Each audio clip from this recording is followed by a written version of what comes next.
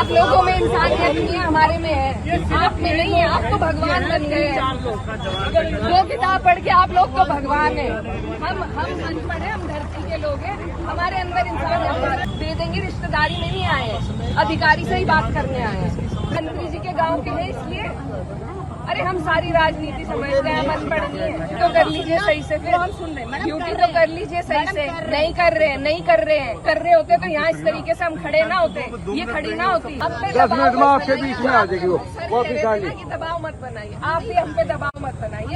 हम अपने लोगों से बात करके आपको एप्लीकेशन दे देंगे, आप कृपया करके हम पे दबाव मत बनाइए। हम यही चाह रहे हैं, डरते नहीं है। ज्यादा आपको दिक्कत हो रही है, जाओ मुकदमा कर दो। इसके बाद पुलिस सांसद और उनके समर्थकों को ट्रैफिक रोकने के आरोप में महिला थाने लेकर आने लगी, लेकिन इस दौरान भी इकरा हसन और पुलिस के बीच जमकर नोक-झोंक हुई। क्या आप जो दफाला वाला मामला हुआ था उसमें आई थी आप?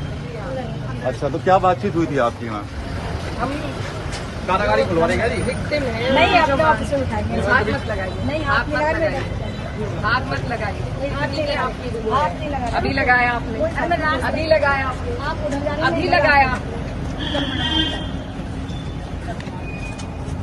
तो क्या कहना चाहेंगे मैडम, क्या तानाशाही हो रही है? देख ही रहे हैं आप। अगर एक सांसद एक पीड़ित परिवार के साथ डीआईजी से मिले और डीआईजी पीड़ित परिवार को उनके सामने कहे कि जाइए, जो हमें करना है हम करेंगे, तो ये तानाशाही है। और फिर हमें यहाँ लाया गया है। चलो ना, मेरे हाथ क्यों लगा रही थी? थाने में हिरासत को लेकर इकरा हसन की एसपी सिटी से भी जमकर बहस हुई। एसपी सिटी ने कहा कि बिना जमानत कराए किसी को नहीं छोड़ेंगे।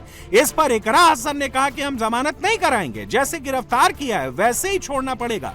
इसके बाद वो थाने में ही धरने पर बैठ गए। जनता की ही तनख्वाह मिलती है आपको, इनकी नौकरी पे हो आप, हम आपकी नौकरी पे नहीं है।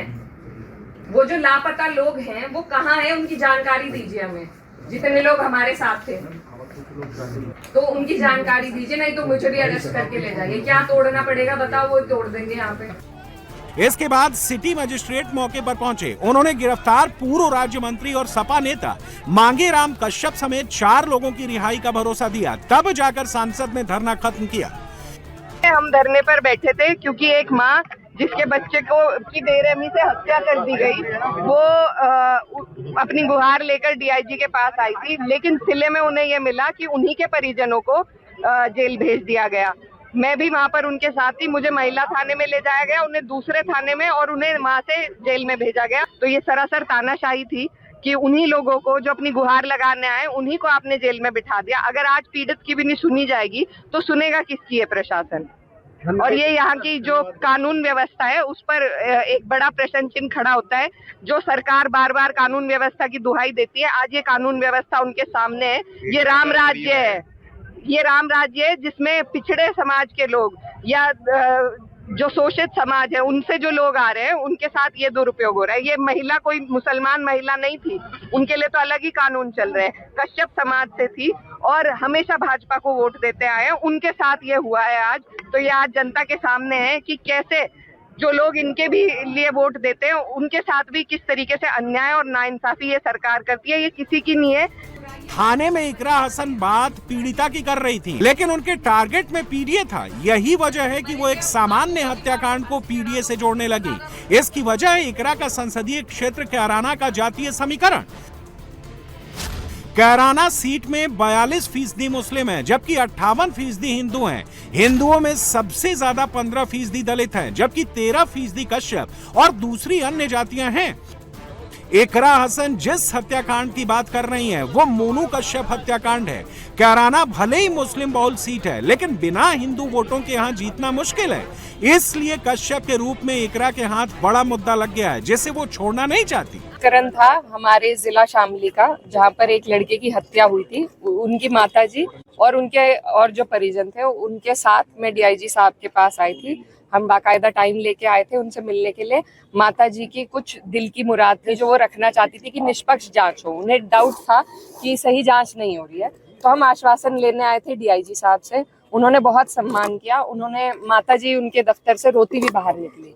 तो जब इतनी बात हो गई हम भी वहां से उठकर आ गए।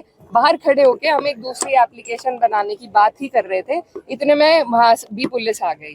फिर जाहिर सी बात है हमारी उनसे बहस हुई कि यहाँ खड़ा रहना भी अपराध है। क्या पीड़ित परिवार डीआईजी के दफ्तर के गेट पे भी नहीं खड़ा हो सकता है?